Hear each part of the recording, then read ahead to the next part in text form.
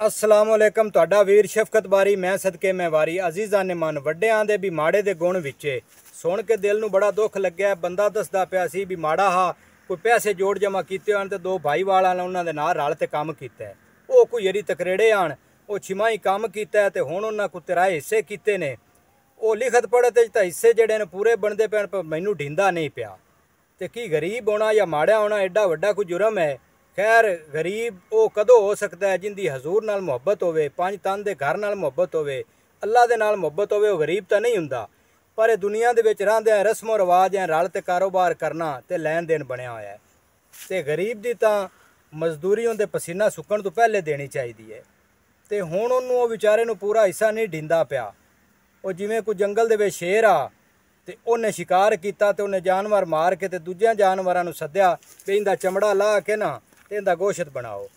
लै उन्होंने चमड़ा ला के गोश्त बनाया तो त्रै ढेरियां च बनाइया। और जिसले त्रै ढेरियां बन गई तो शेर भी आ गया। हाँ भी बन गया, आखे बन गया। उन्हें आख्या एक ढेरी तेरी है, आ एक साड़ी है, तो आ जेडे को माड़े जानवर हैं उन्होंने दी है। उन्हें आख्या नहीं थानू वंड नहीं आई भी आ ढेरी तो होगी मेरी ते आ भी होगी मेरी।